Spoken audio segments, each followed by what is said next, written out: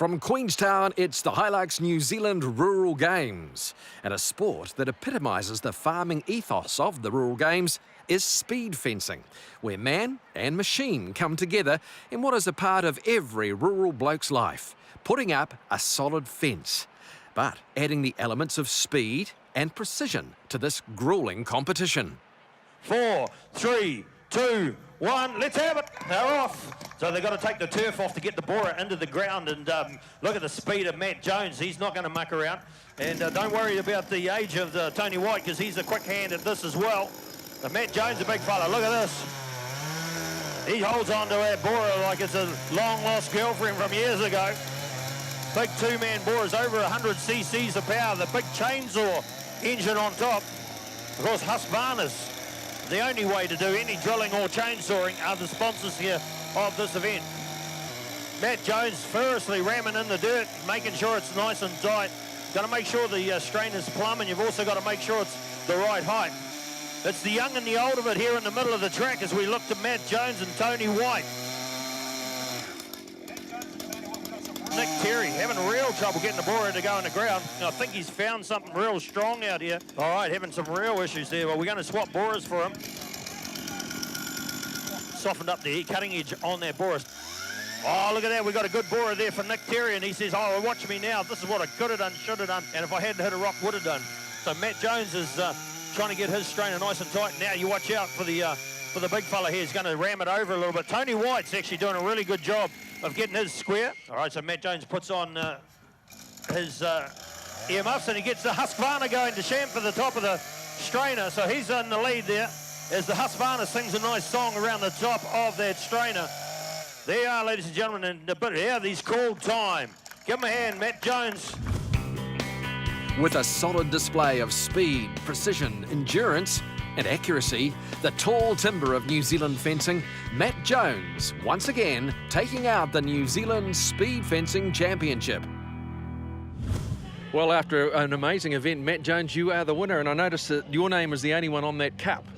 Yep, I won it last year, so it's pretty good to win it 2 years in a row. Yeah. Quite happy. Yeah, absolutely.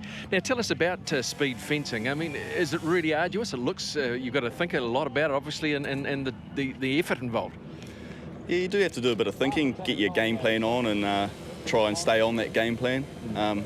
Speed fencing is a bit different to what we normally do. You're just full on the whole time. Yeah. So at a normal event, you'd be doing what, over a number of hours? Yeah, 4 to 6 hours. We usually do a fence up at Mitre Creek, so right. Yeah, this is a bit quicker. Is speed fencing a good thing in terms of your career, in sense? Does it help at all, or is it just a bit of fun? I don't think it helps, but it's just a bit of fun. Enjoyable coming down and getting together with everyone again from last year, and yeah. The borers, they look like a bit of a mission. Look, a bit of art involved in controlling one of those things. Yeah, there's a bit of technique. Especially starting up high with our 11-inch augers for the strainers and that. Takes a bit to hang on to them, but once you got it sorted, you're away. You're lucky you got a bit of height in your favour. Yeah, I'm quite lucky there. Well, Matt, congratulations. You once again retained your championship. You're the speed fencing champion of the Rural Games. Congratulations. Thank you. The Mitre 10 New Zealand Women's DIY Challenge Final saw a battle between North and South, with Sarah Coatsworth from Rotorua taking on Queenstown's Roseanne Donaldson. The ladies had hammered and nailed their way to the finals, and with their faithful assistance, went head-to-head in constructing a section of fence in the quickest time possible. So it has been a big effort just to get here today. Yesterday, the ladies were constructing the little mini barns.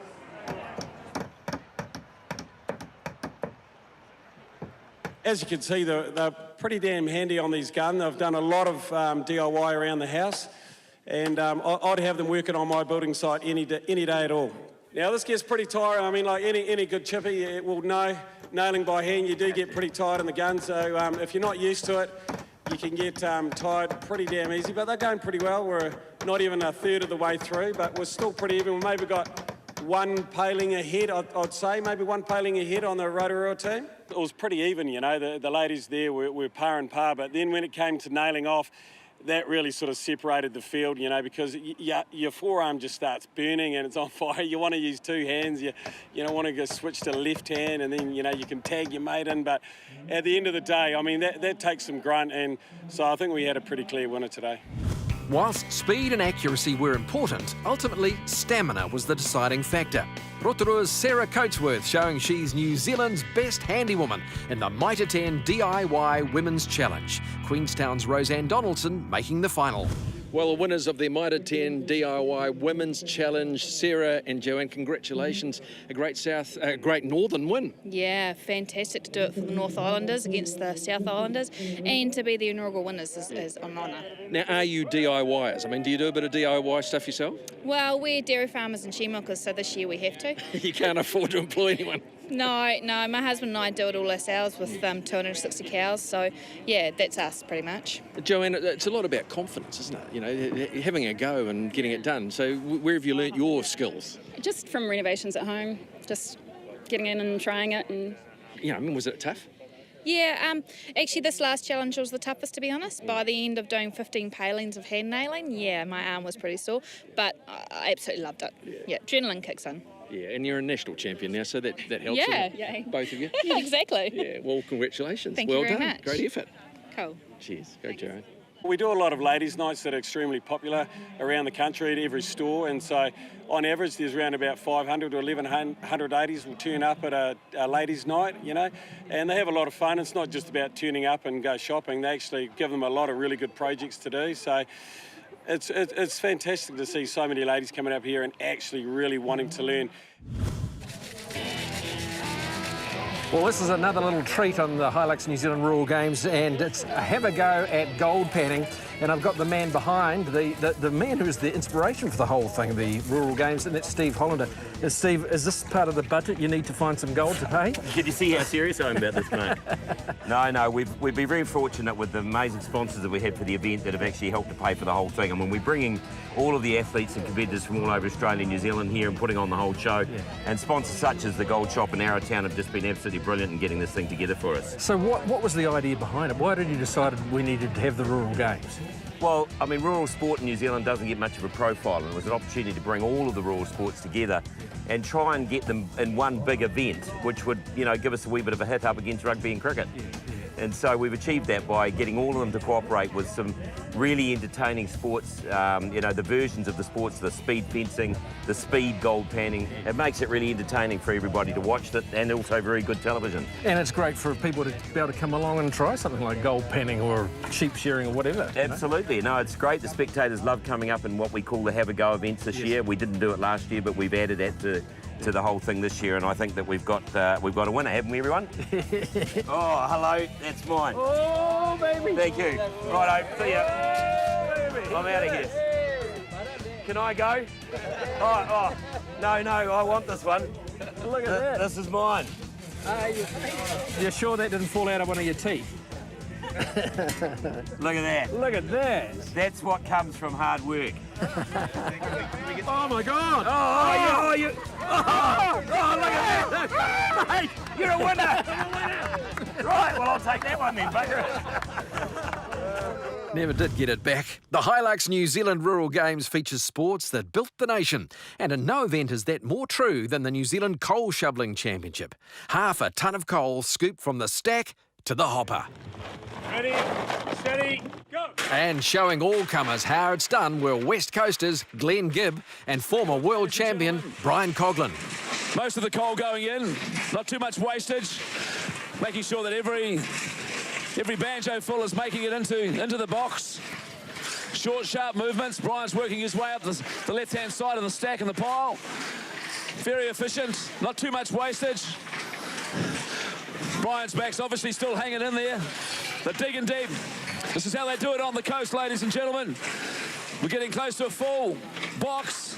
Boys are down having a look. Final few blows. Keep it up. Come on. Keep it up. It's the final few blows. Whoa. That's how you do it, ladies and gentlemen. 40 seconds. Well, we've got a couple of coal shovelling champions here, and Brian, you won the doubles with Glenn here. Yeah. Tell us about your coal mining background.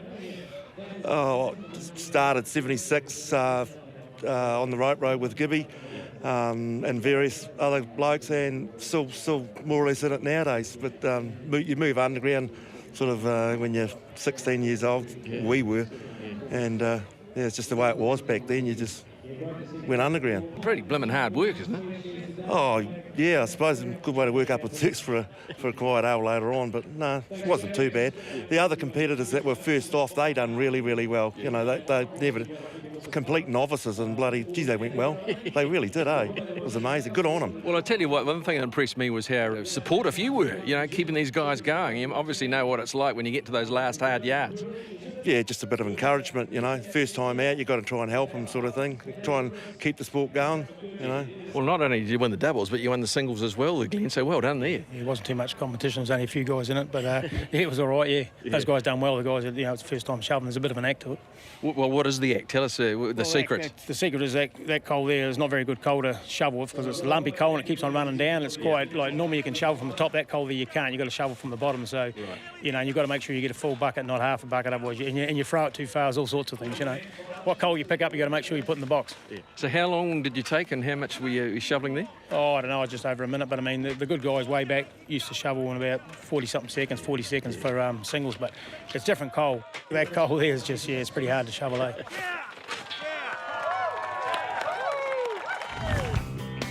So Glenn Gibb showing up the youngsters in the New Zealand Coal Shovelling Championship, and experience beating out youth as well in the pairs, as Gibb and Coughlin claimed the doubles title.